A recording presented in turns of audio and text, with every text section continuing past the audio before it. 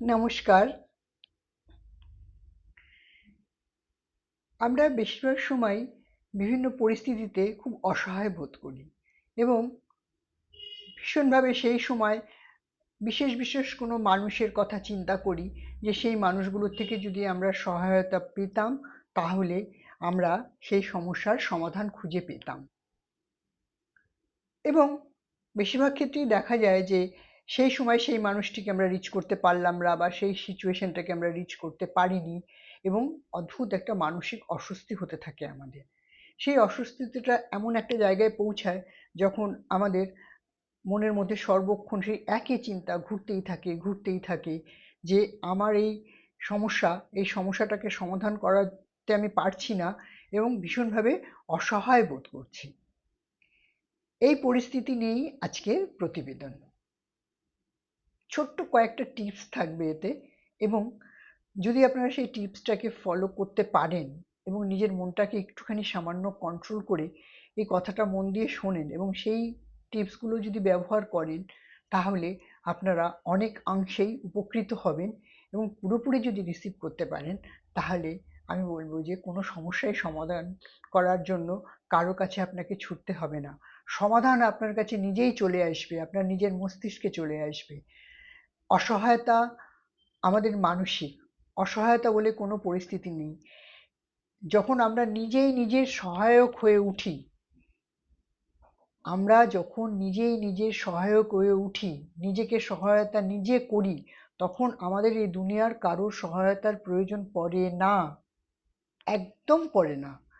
তখন যে মানুষগুলো সেই বিষয়ে কনসার্ন সেই মানুষগুলো নিজে থেকে এসে আপনাকে সহায়তা করবে। এরকম ভুরি উদাহরণ পৃথিবী জুড়ে আছে, কিন্তু সেই বিলিফ সিস্টেম যে আমি অসহায় নই, হ্যাঁ, আমার সহায়তা করার ক্ষমতা আমার নিজেকেই আছে, এরকম আমরা ভাববো না যে কারোর সহায়তা আমরা চাই না। কেননা আমি যখন আমার নিজের সহায়তা করছি তখন অটোমেটিকলি সব পথগুলো একটা একটা করে খুলে যায় এবং মানসিক ডিপ্রেশন তো আসেই না। আর ক্রমাগত চেষ্টা করার কারণে আমাদের দুনিয়াটায় যত রকম যা সমাধানের সূত্র আছে সব সূত্র আমাদের হাতে চলে আসে। এবার চলে তো এলো সূত্রটা, তারপরে আমাদের কি করণীয়? সেই সূত্র ধরে সেই জায়গায় পৌঁছনো।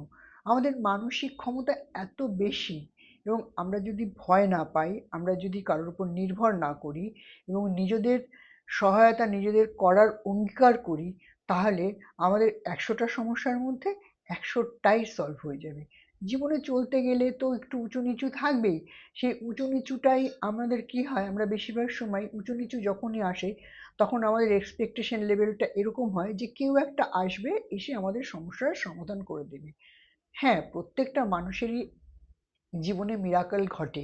সেই মিরাকেলটা ঘটানোর জন্য নিজের মন মস্তিষ্ক কেউ রেডি রাখতে হবে যে আমি এই মিরাকেলটা রিসিভ করতে ইচ্ছুক, আমি প্রস্তুত, এই মিরাকেলটা আমি নেব এবং আমার জীবনে যাই আসুক না কেন সেইগুলোর সব সমাধান পর্ব, যেরকম আমার সমস্যার অঙ্ক আসবে সেই রকম সমস্যার সমাধানের উত্তরও আমার কাছে চলে আসবে এবং আমি সেটাকে সলভ করব এবং কোনো রকম অসহায়তা বোধ করব না। তার কারণ হচ্ছে এটা একটা নাটক, এই নাটকে আমি পার্টিসিপেট করছি এবং এই নাটকটা আমি সুন্দরভাবে সলভ করব এবং আগে এগিয়ে যাব।